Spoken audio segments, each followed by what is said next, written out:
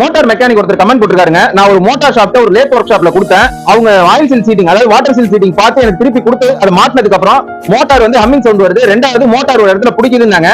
அது என்ன கம்ப்ளைண்ட், அதை சரி பண்ண முடியுமான்னு கேட்டிருக்காருங்க. இப்போ அந்த மோட்டார் ஷாப்ல நம்ம மாட்டிருக்கோம் பாருங்க. இந்த மோட்டார் ஷாப்ல என்ன ப்ராப்ளம் அப்படின்னா, இந்த இடத்துல வாட்டர் சீல் சீட்டிங் வெல்டிங் பண்ணிருக்கா. இப்போ இந்த இடத்துல ஒரு பேரிங் இருக்கு, இந்த இடத்துல ஒரு பேரிங் இருக்கு. இந்த ரெண்டு பேரிங்கும் அட்டன் டைம்ல த்ரூவா ஓடணுங்க. அதாவது 0-0 ஓடணும். இங்க பாத்தீங்கன்னா உங்களுக்கு தெரியும், நம்ம பெண்ட் த்ரூ பண்ணி வச்சிருக்கோம். மூணாவது இந்த பார்க்கக்கூடிய வாட்டர் சீலும் வந்து பாத்தீங்கன்னா 0-0 ஓடணும். அட்டன் டைம்ல இந்த ஷாப்ட் இந்த எட்ஜ், அதாவது இந்த முனையில இருந்து இந்த லாஸ்ட் எண்டு வரைக்குமே எந்த விதமான மேல கீழே போகாம 0-0 ஓடுனா மட்டும்தான் இந்த ஷாப்ட் மோட்டார்ல ஓடும். ஒரு சில லேத் ஒர்க் ஷாப்ல என்ன பண்ணிடுறாங்க அப்படின்னா, அதாவது புதுசா வேலை கத்துக்கிட்டு அனுபவம் இல்லாமல், நான் எல்லாரையும் சொல்லலீங்க, ஒரு சில பேர் என்ன பண்றாங்கன்னா டைரக்டா செக்ல கொடுத்து அந்த வாட்டர் சீல் சீட்டிங்க பாத்துறாங்க. அவங்க வாட்டர் சீல் சீட்டிங்க பாக்குற இடத்துல மட்டும் தான் த்ரூ பண்றாங்க. ரெண்டு பேரிங் உள்ளுக்குள்ள அவுட்ல தான் ஓடிட்டு இருப்போம்.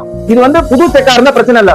ஒருவேளை பழைய மிஷின் இருந்தா இந்த மாதிரி நம்ம 0-0 த்ரூ பண்றதுக்கு ரெண்டு பேரிங் த்ரூ பண்ணிட்டு இதை சீட்டிங் பண்ணோம்னா சூப்பரா வரும் அப்படிங்கறத தெரிஞ்சுக்கோங்க. அந்த நண்பருக்கு தான் கம்ப்ளைண்ட். இந்த